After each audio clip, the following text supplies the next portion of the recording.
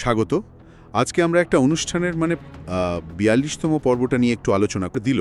আর নূরের ওই খুশিটা বেশ মিষ্টি ছিল কিন্তু। খুব স্বাভাবিক সুন্দর মুহূর্ত, কিন্তু বেশিক্ষণ থাকলো না তো। সেটাই, ওই যে বয়স্ক দম্পতি এসে হ্যাঁ, হাত ধরে থাকা নিয়ে মন্তব্য করাটা, এটা কেমন ব্যাপার? রোহান তো রেগে গেছিল, একদম প্রতিবাদও করল। করাটাই স্বাভাবিক। এটা শুধু ওদের ব্যক্তিগত ব্যাপার না, আমার মনে হয় এটা সমাজের একটা প্রবণতাও দেখায়, অন্যের বিষয়ে নাক গলানো। ঠিক, সুন্দর একটা মুহূর্তকে কেমন নষ্ট করে দিল। একদম। আচ্ছা, অন্যদিকে আবার মুস্তাফার পরিবারে দেখুন, ওখানেও কিন্তু টেনশন কম না। হ্যাঁ, ও যে মনে হলো ও যেন খুব একটা পাত্তা দিচ্ছে না। তাই তো, একই পরিবারের ব্যবসা, একই চাপ, কিন্তু দুই ভাইয়ের রিয়াকশন একদম আলাদা। এটাই ইন্টারেস্টিং। পারিবারিক চাপটা সদার উপর একরকম প্রভাব ফেলে না। কারো কাছে বোঝা, কারো কাছে হয়তো ক্ষমতা দেখানোর সুযোগ। আজলানের এই ভাবটা কি আসলেই আত্মবিশ্বাস নাকি অন্য কিছু?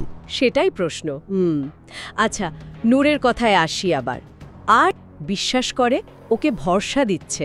এই সাপোর্টটা খুব দরকারি, বিশেষ করে যখন নিজের ওপর সন্দেহ আসে।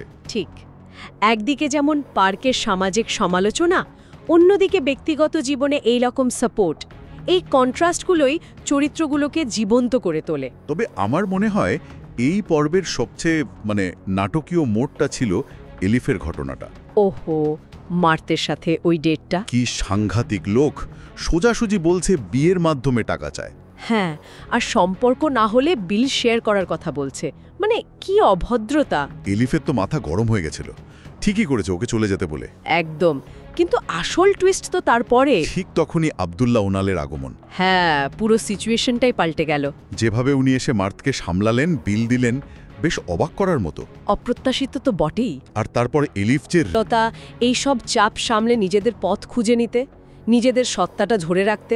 নাকি এই পারিপার্শ্বিক পরিস্থিতি, এই সম্পর্কগুলোই ওদের বদলে দেবে? ওদের আজকের এই ছোট ছোট সিদ্ধান্তগুলো ভবিষ্যতের কোন দিকে নিয়ে যাবে? সত্যি এটা ভাবনার বিষয়।